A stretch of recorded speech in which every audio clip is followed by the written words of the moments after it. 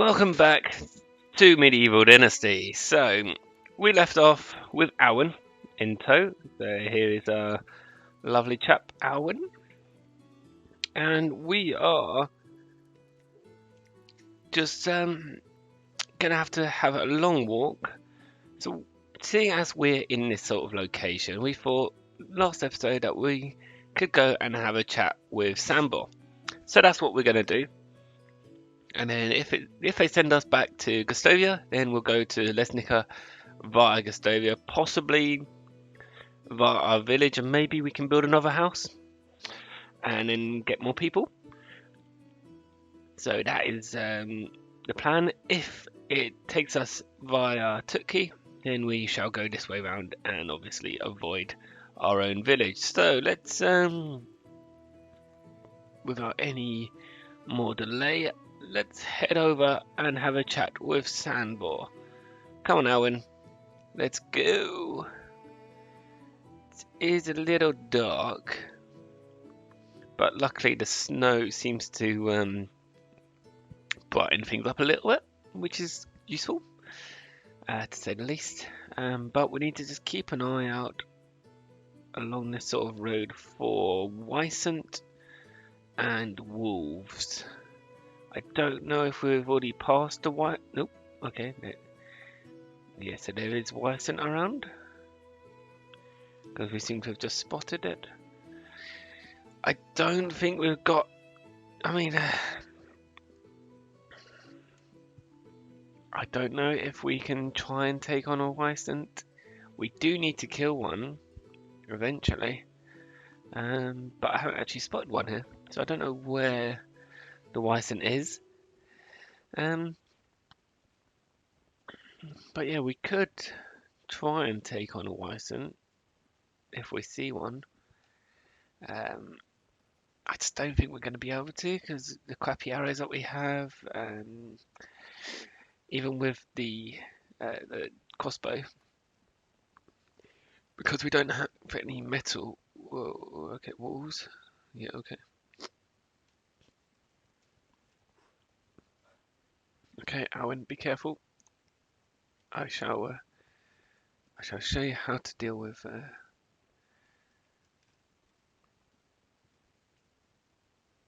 Oh, there's a couple of them. Oh, there's 3 of them.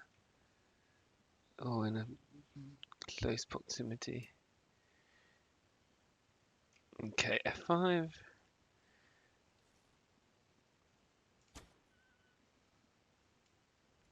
Is that one gonna come and get us now?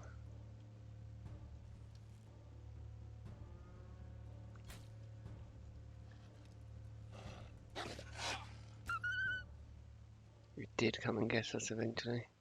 The other one doesn't seem too fussed about it.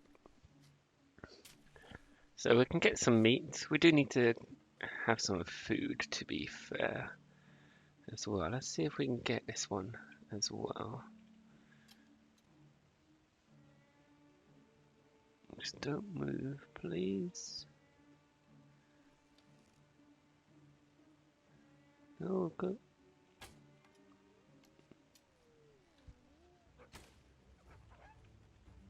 It's running away.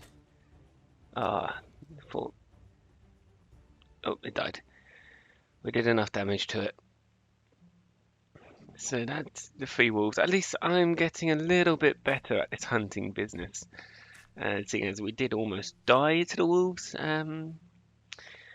Not last time out, but a few episodes ago, I believe. So we're doing better now, at least. Hopefully there's no more wolves around. Hopefully Alwin's still alright.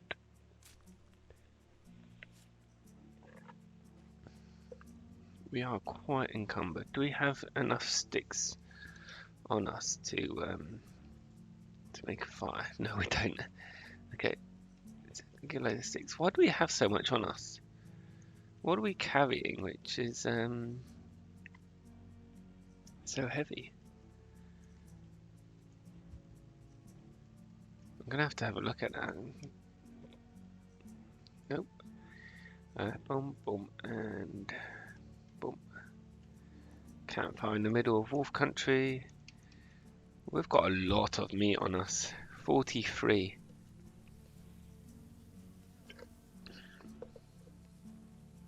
We didn't get 43 just from those 3 wolves though, did we? Ah, we've got 50 fertilizer. Right. But we'll eat all of that food. We're still over encumbered though. I mean, I can... Whoa. Drop stone. 100% stone. That knocks us down a little bit. I mean, what else can we really drop? I don't really want to drop anything else. So I think we're just going to be a little bit encumbered. But yeah, let's... Actually, one other thing, which I do know from watching other people and previous games, is that there is actually a Sambor questline, which is pretty cool. And I'm hoping, actually, what I'm going to do, sorry Alwin, you're gonna just have to wait a second, is show you how to get that questline. So at the back here, this these clay pits here,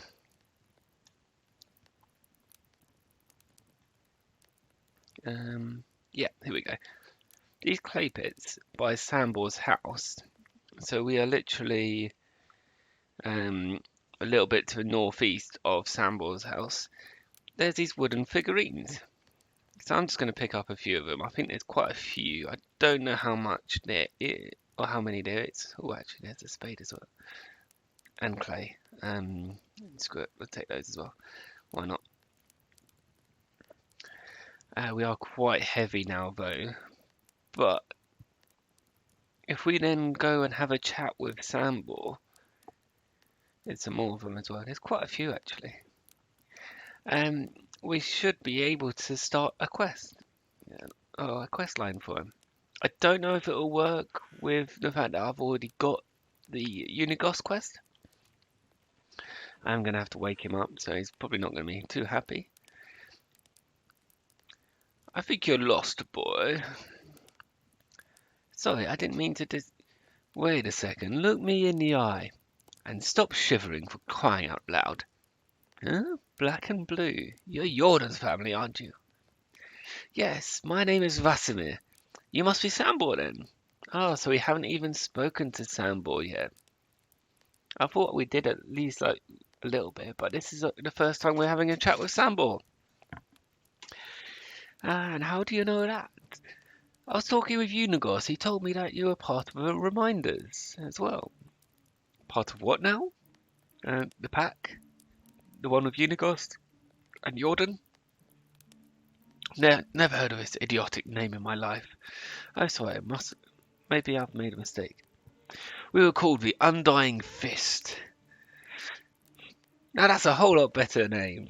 You're damn right it is. That's because I came up with it. Everyone loved it. No idea why Unigos lied to you like that. I'm sure he was just jealous about your creativity. Of course he was. And not only about that.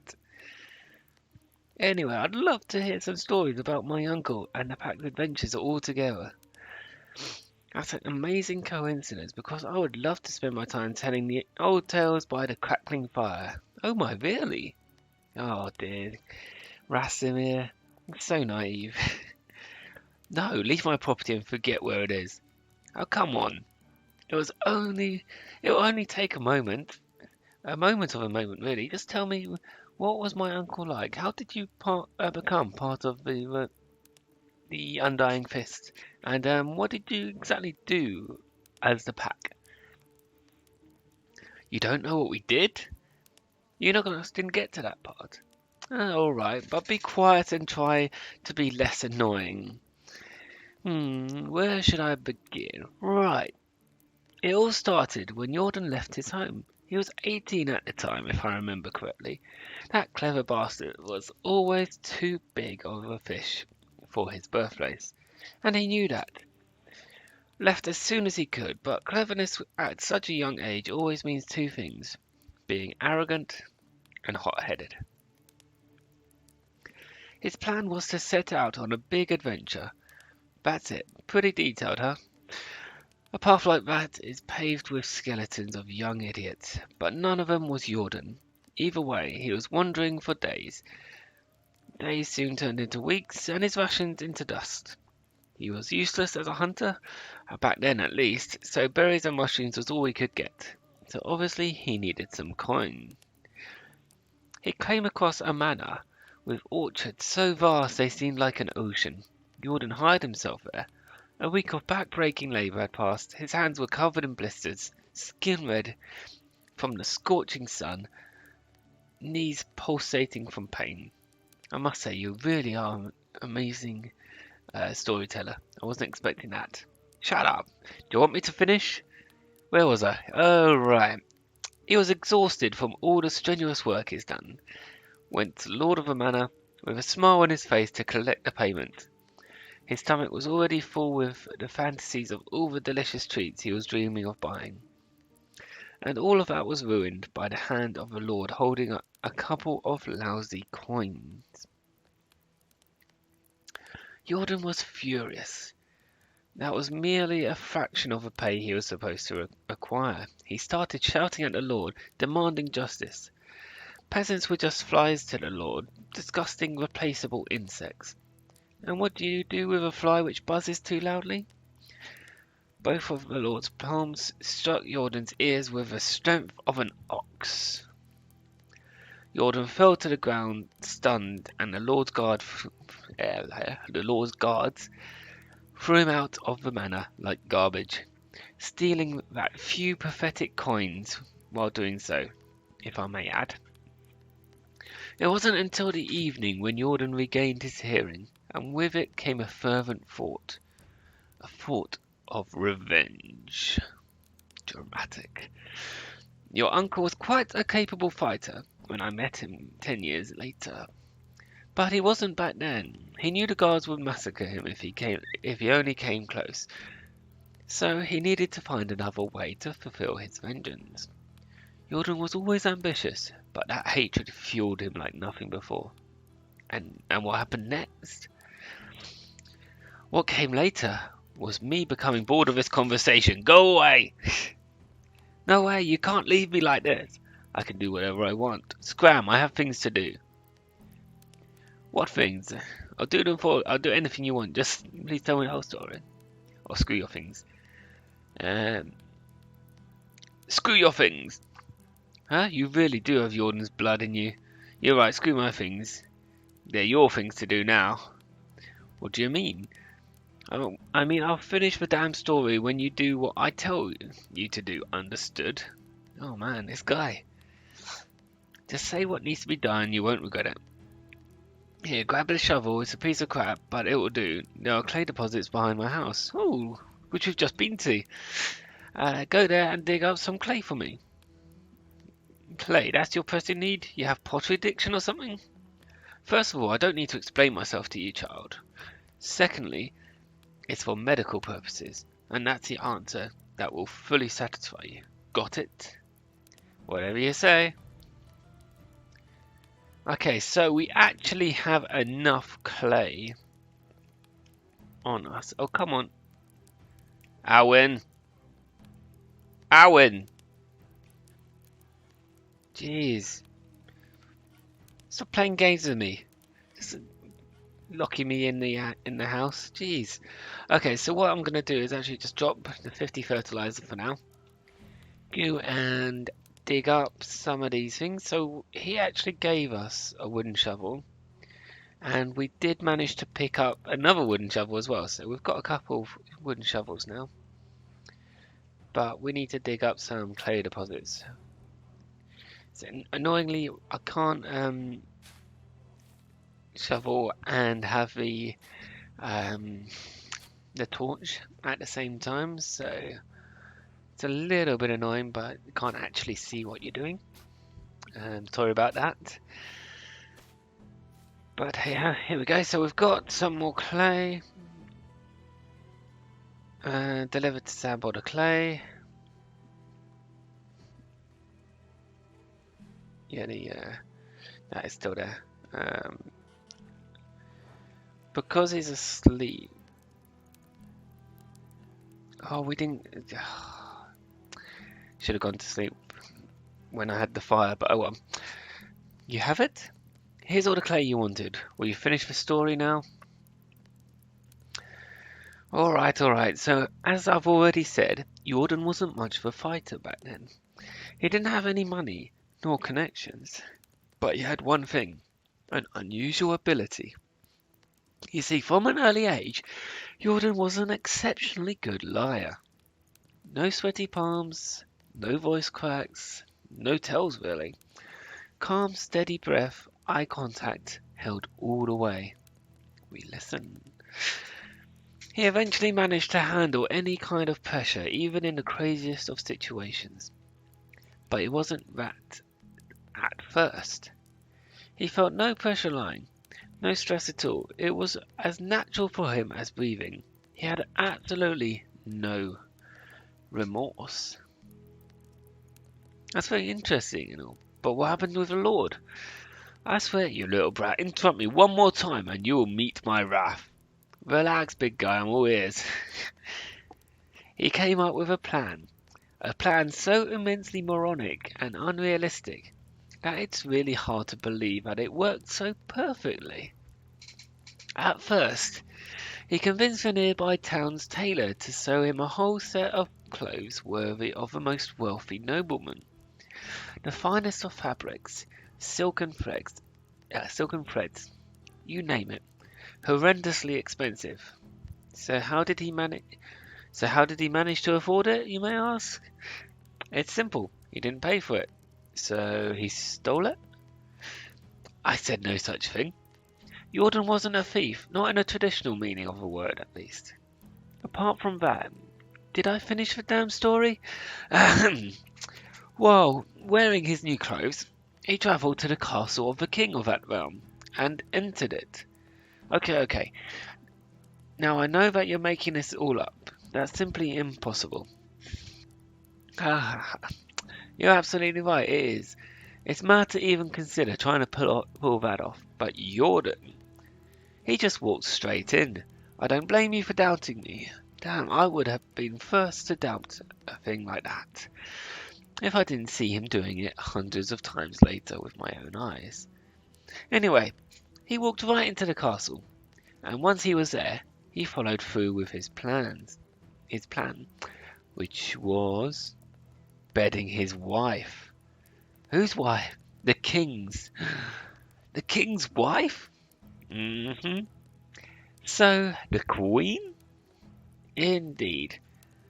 So let me get this straight. The plan was to get into the castle and lay with the queen. Exactly that. You're right, that is the most absurdly idiotic plan I've ever heard of. I told you. But it worked like a charm. I still don't get it. What worked? What has he accomplished by that? After the lovemaking, he dressed up, deliberately leaving his undergarments on the bedside, and told the queen he'll be right back, with some refreshments. Then he went to one of the king's guards and told him that he saw the queen with the company of a strange man sneaking into one of the chambers. The guard rushed in and witnessed the queen naked in bed, with a man's clothes right next to her. As a loyal servant, the guard reported on the matter directly to the king himself, who, as you can probably imagine, became furious to say the least. He couldn't really punish his wife, that would be bad for his reputation, but he could pursue her lover.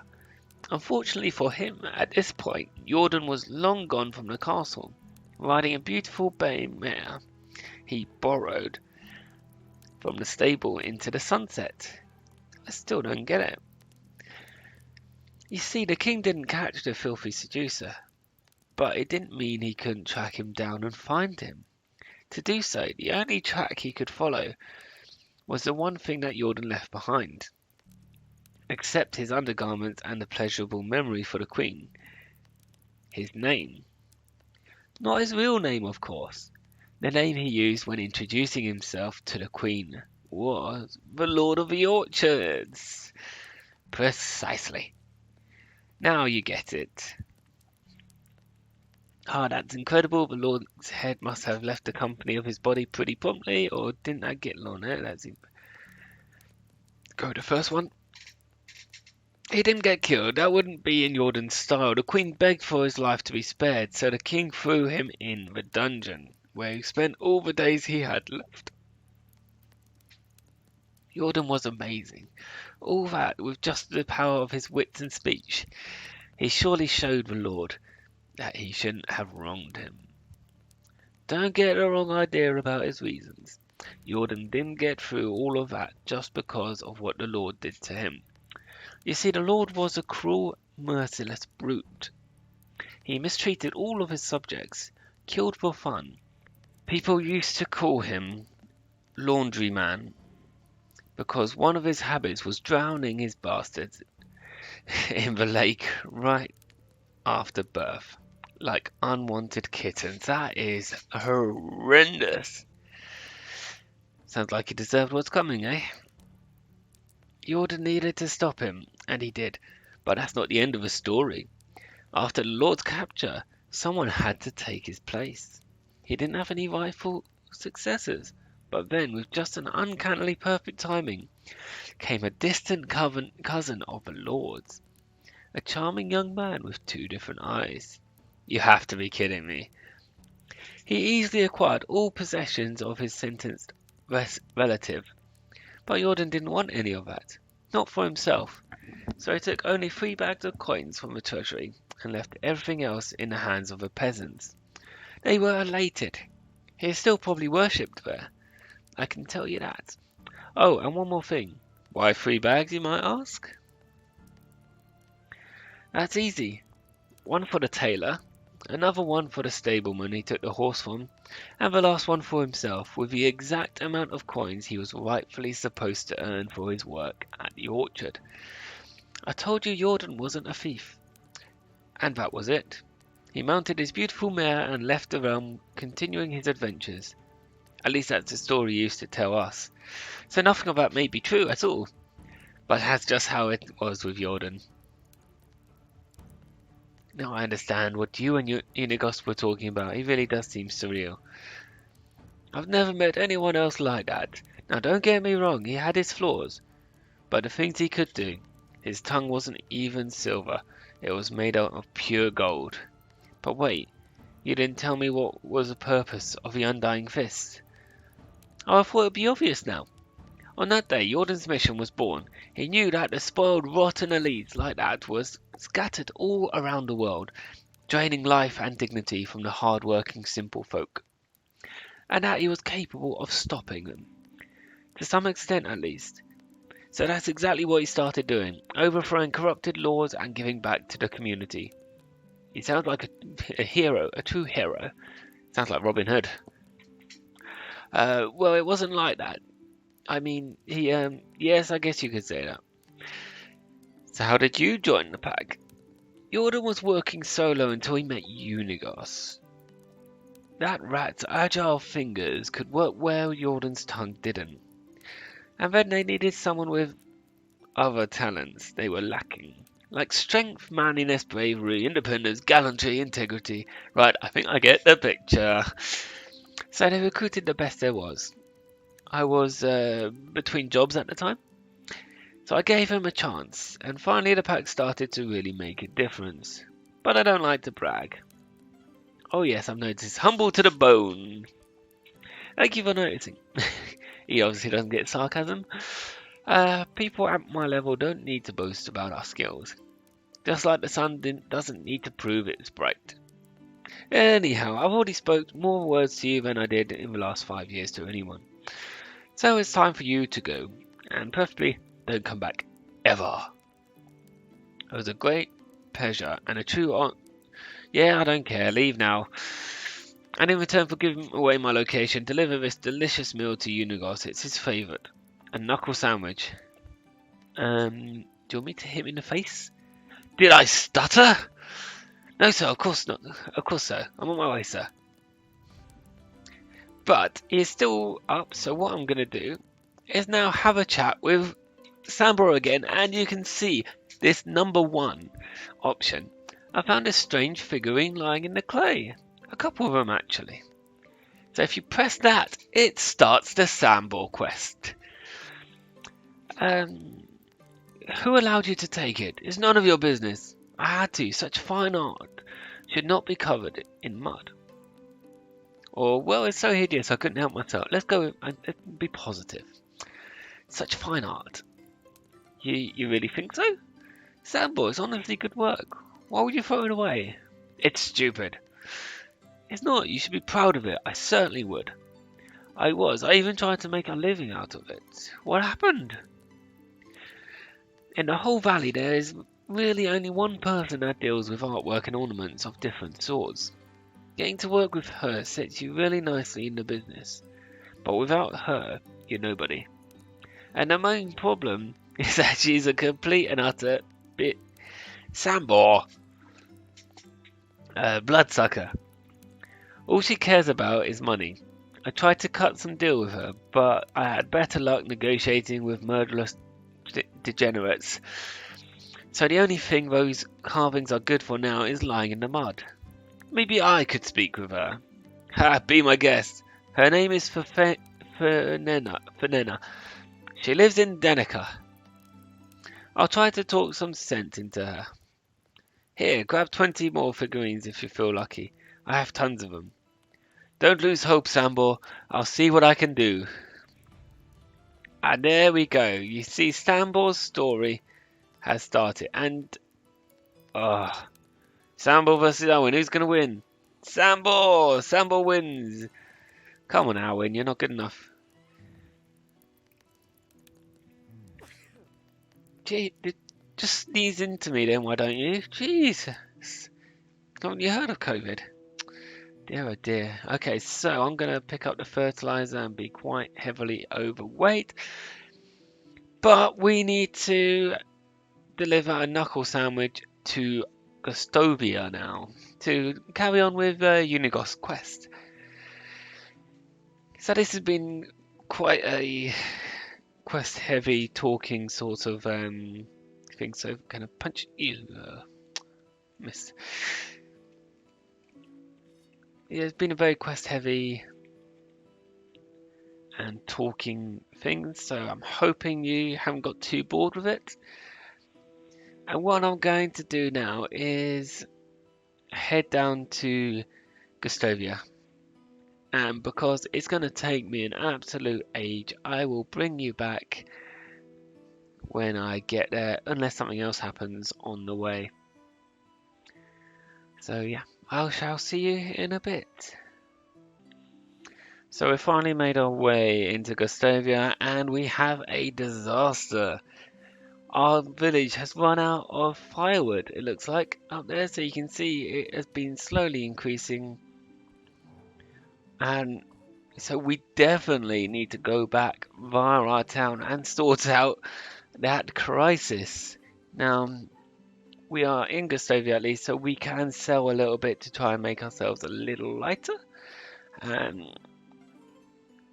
But let's firstly have the chat with Unigos to continue Unigos' story. And let's deliver this knuckle sandwich. Always nice to see you, Rasimir.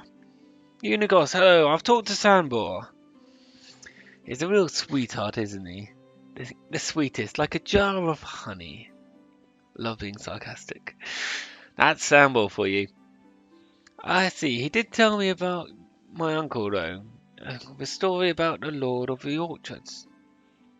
He has some unexpectedly good storytelling skills, doesn't he? Yes, he really does. I was downright astonished by that. One time, I swear, he went for over a year without speaking a single word. But then we were sitting by the fire, he remembered some anecdote, laughed out loud, and began his tale. Went from a total mute to the master of ceremonies. The narrative was so gripping it was hard not to listen. He even did voices. But after finishing he became silent again. I've never fully understood that side of him. A theatre genius trapped in the body of a bear wrestler. He actually asked me to give you something. Really, and what is that? A knuckle sandwich? Yeah, that sounds exactly like Sambor. So are you going to deliver? Uh, do you want me to? Oh, sure, I love people punching me in the face. Around the valley, I'm known for it.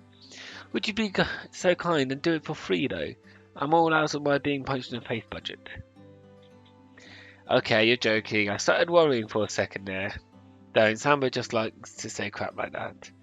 But if he asks, I'll tell him you knocked me out cold. Just out of curiosity, what did Samba tell you about him becoming part of the pack? He said that you were looking for the best to recruit and that he was the obvious choice. Yeah, that sounds like something you would say. Well, he was clearly full of crap. It's not a pleasant memory, but I believe you deserve to know the whole story. Interesting. We didn't recruit him. Well, I guess we did. Jordan did. But that wasn't a matter of choice. When Jordan and I started to follow his mission together, we were rather successful. Everything was going smoothly, too easy even. We were doing a lot of good, putting many well-deserved smiles on oppressed faces. That's when we let our guard down. Ooh. There was a secret guild formed by a few of the higher-ranking knights and barons. We called them the Vendors.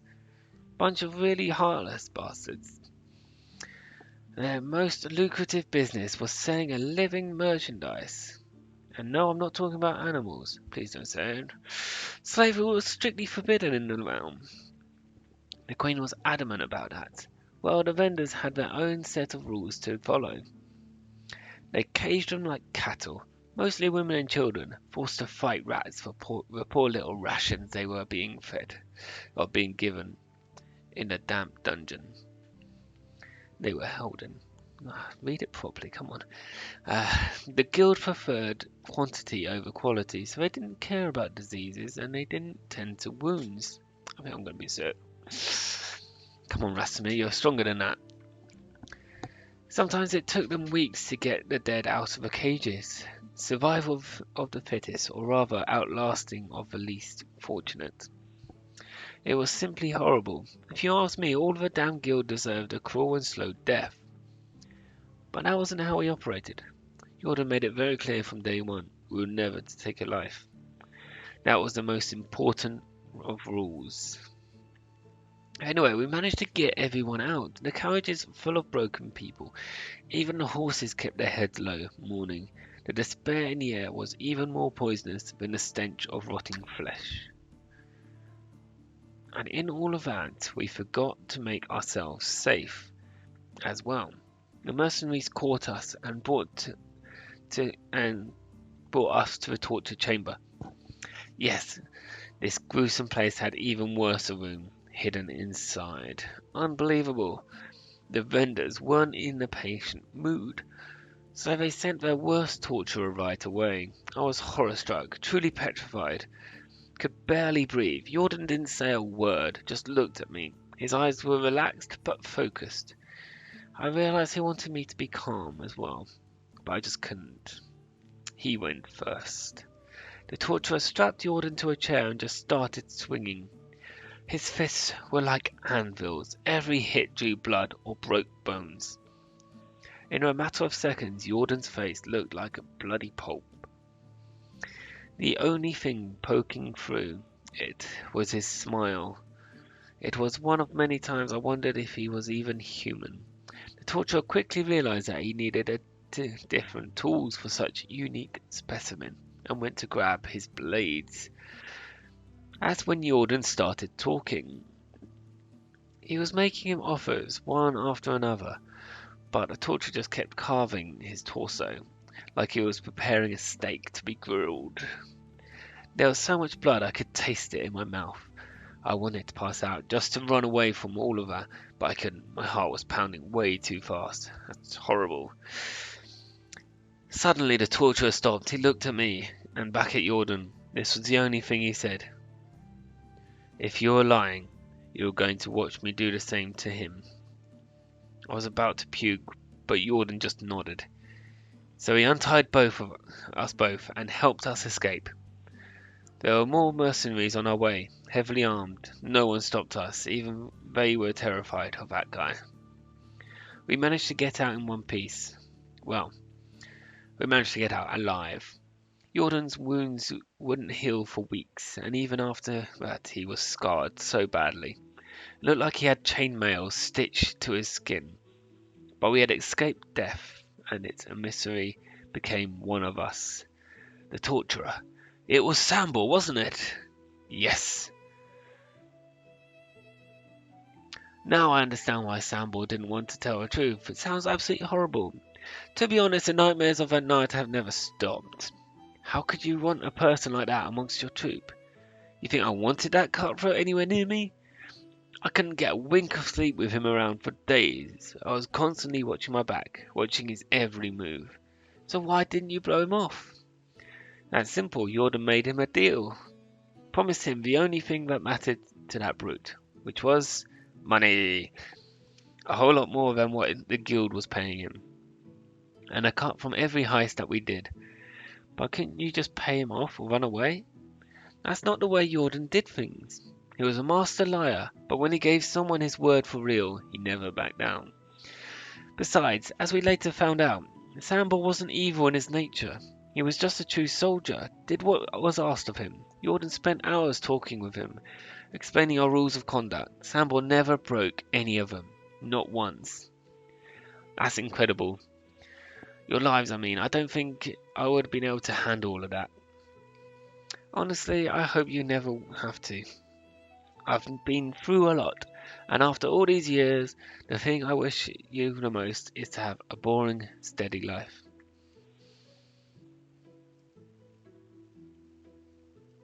Compared to your stories, boring life sounds pleasant.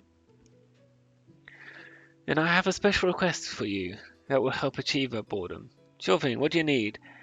I need you to go to Borrow and find Ida and get my scythe back from her.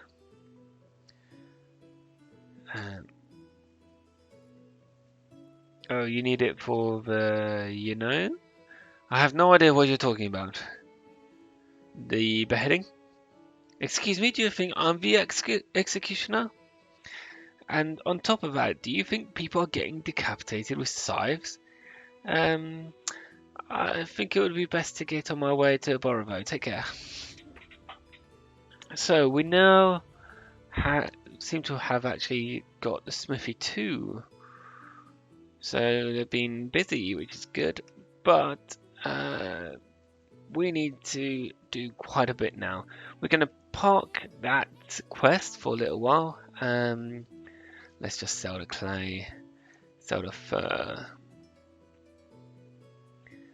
and I don't know how we're doing for food. We're doing alright for food, so I'm just going to sell the meat as well. That will bring us down, which is perfect. Sorry, Alwin, I was going to take you on a long ride again, but what we're going to do is quickly head back home to the village. Because we can head over to Borrow at any time, but we need to get quickly back to the village and sort out this firewood problem before everyone gets really unhappy. Some are already on -3, that is not good. The new ones are already on -3, so I shall bring you back when I get there.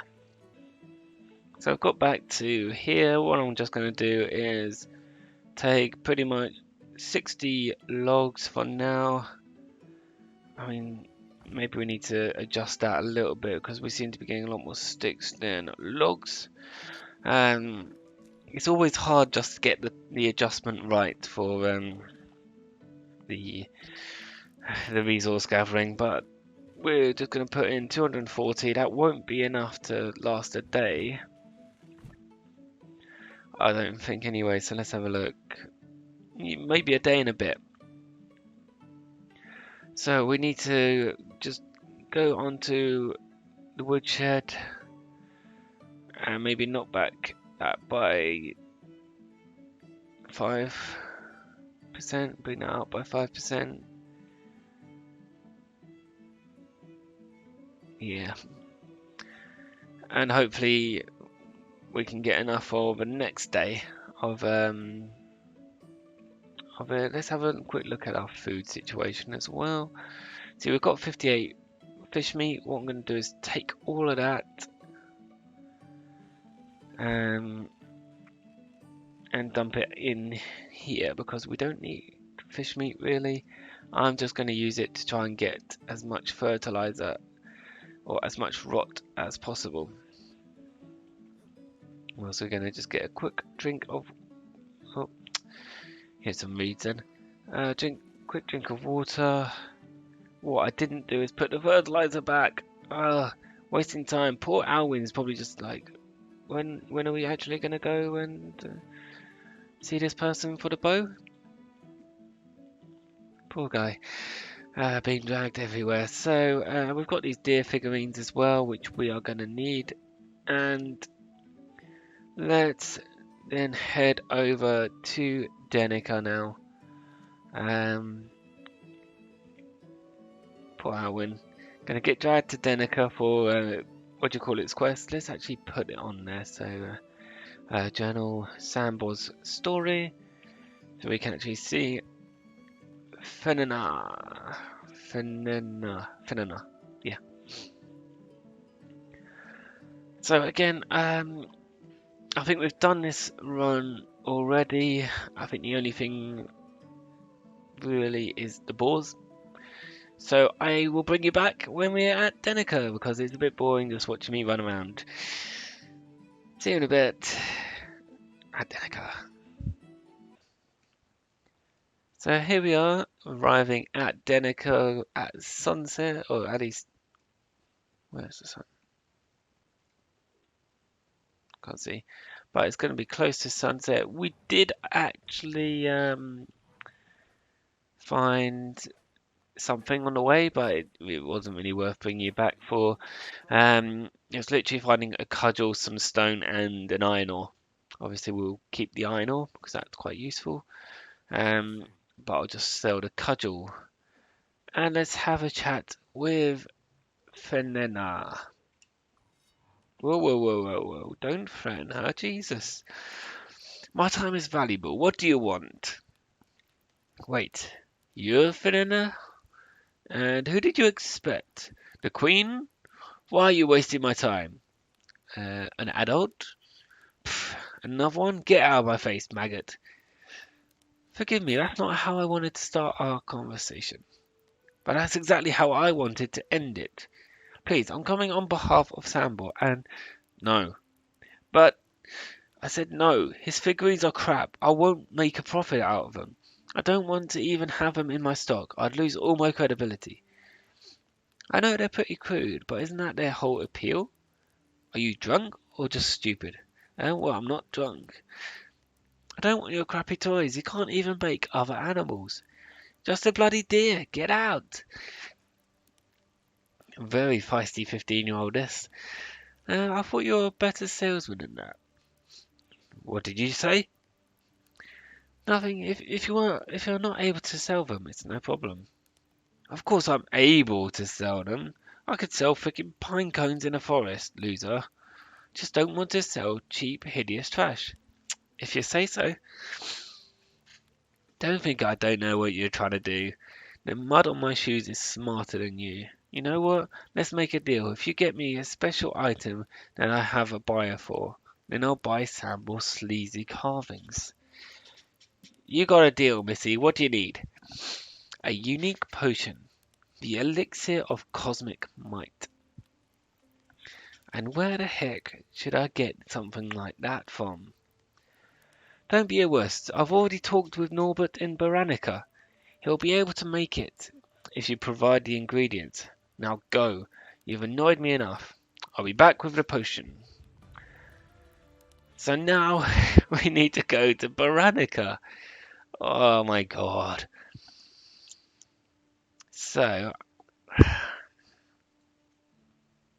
and we've still got to do that as well. Why didn't I do that when we had the chance? Okay, so let's go quickly to Lesnica. Well, I don't know how quick, but let's go to Lesnica. Again, I will bring you back when we are there unless anything happens. So I'll see you in a bit. Lots of cuts in this episode. I am sorry, but there's a lot of wandering around and it's just boring watching me wander around. So I'll see you in a bit. So we had a little bit of a wolf problem, but I just ran away from them. And I also managed to fall down and actually hurt myself. But just as we were approaching Lesnica, we've found these couple of sacks here, and then there's some barrels over there. I don't know if there's anything in these yet. Okay, so we've got some manure in that sack, and some wheat grain, which is quite useful. So let's quickly have a look at these barrels as well. Hopefully they've got stuff in them. They do, they have poppy seeds. And some fertilizer. Always useful to get the fertilizer, so that's good. And yes, we'll pop over here and... Oh, hello. Hello, hello. There's a snowman. You can collect from a snowman? I've got 2 carrots. I didn't know they had snowmen. Oh, that is cool. I really did not know they had a snowman. But anyway, let's go and have a chat with Gisela, who's the hunter in here. Gisela, hello. Come on, Alwin. Come on in. Here we go. Just hit her with a door. Gisela, what do you want? Hello, my friend. Alwin would like to buy a bow from you. Did your friend lose his tongue? No, of course not. It's just that I'm more of a talker. You both get on my nerves instantly. You're a perfect match, no doubt. Now let's quit the jabber, lads, and get to the point. Show us your wares. Good, now you're hitting the right note. Let's make a deal. Great. Alwin, I guess I'll have to go back and change clothes now. She seemed annoyed and probably didn't kill anything in a long time, or anyone. She is intimidating. Probably eats bears for breakfast. Well, you already have a bow. Experience will come in time. Here, take this. A few arrows from my recent acquisition. It's for helping me, again. No problem, anytime. So it's given us 20 copper arrows. So you see, it's now dark. Again, I had to take a quick call, so hey ho, you know, life gets in the way of gaming. But it is what it is. So where were we? We've got 20 copper arrows, which is better than what we have, I believe. I think we've only got stone arrows, so we might as well switch to those, to be honest. And so we've done that, Alwin's quest. We now need to wait until the next day, which isn't that long, unless it... Actually, what day is it now? Is it in the early hours of the morning? Well, no. So it shouldn't be too long. But what we do need to do, so we need to retrieve Unigos scythe from Ida. We need to talk to Norbert in Baranica, and then we need to do that. So I think I'm going to leave this episode there because it's been quite a long one and a lot of talking. So I am sorry for yapping the whole time with little action. A very story-based episode, this one. But in the next one, what we'll do, head on home, get this longbow sorted, and then we'll do the rest of the questing as well. Yeah, what I was hoping to do was probably get a house built, but that may be in the next episode or the one after, depending how quickly we get these other quests done.